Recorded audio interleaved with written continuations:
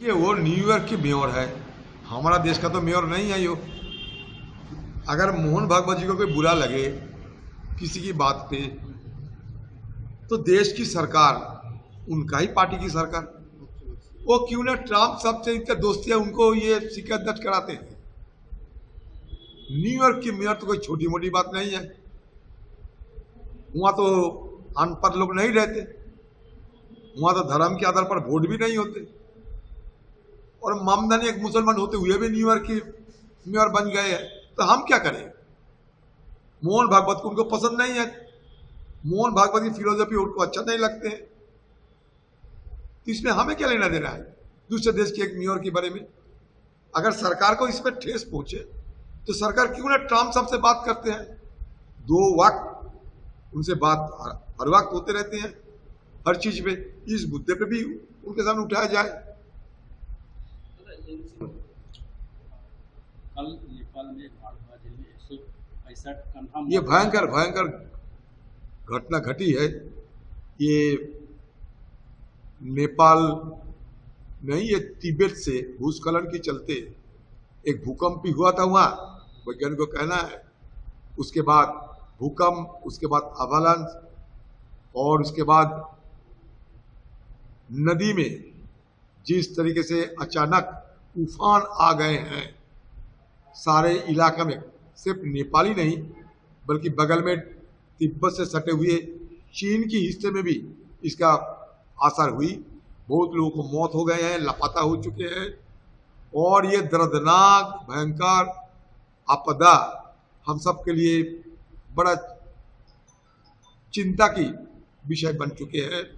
हमारा देश से काफी सैलानी, सारे धर्मालु लोग मानव सरोवर जा रहे थे। सिर्फ हमारे देश से ही नहीं बल्कि विश्व की दूसरे प्रांत से भी बहुत सारे लोग मानव सरोवर दर्शन के लिए रवाना हो चुके थे। तो इस समय हम क्या देख रहे हैं, हालात ऐसा हो गया कि ये मृतकों की सैलाब लग गए हैं। अभी मौत की सैलाब की हालत पैदा हो गई है वहां। हमारे देश की ओर से मदद हम कर रहे हैं, और ज्यादा तेज हमें करना चाहिए, क्योंकि इसमें बाहर वाले लोगों के साथ हमारे देश की भी बहुत से लोग फंसे हुए हैं। हम चाहते हैं, भगवान से हम प्रार्थना ये करूंगा कि जल्द से जल्द जितने हो सके लोगों को बचाया जाए। अरे भाई, पानी तो ऊपर से नीचे आते हैं ना। नेपाल में जो कुछ हुआ तिब्बत से होने के बाद, उसके बाद नेपाल में हुआ, उसके बाद हिंदुस्तान में पानी आएगी, पानी तो नीचे जाएगी। ऊपर से आग ऊपर जाते हैं, पानी नीचे आते हैं, तो हमारे ऊपर तो जरूर असर होगा ही। बिहार में, खासकर बंगाल के कुछ हिस्से में असर होने का काफी संभावना है।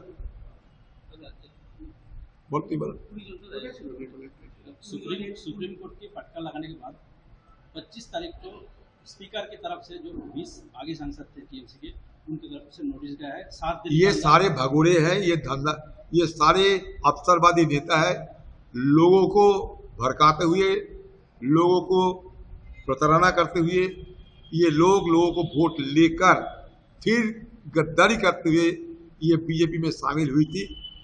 लालच के चलते, अपने सत्ता पे रहने के चलते, और ज्यादा अवसर मिलने के लिए, बहुत सारे सहूलियत उनको मिले, सरकारी सहूलियत मिले, सत्ता की सहूलियत मिले, इसके लिए ये सारे बीजेपी के साथ देने का फैसला किया था। लेकिन उसको शर्म भी लगे थे कि सीधा कैसे जाए, तो बीच में एक जरिया बना लिया था, वो एनसीपीआई। मतलब ये एनसीपीआई बीजेपी पार्टी की घर जमाई बन गए हैं।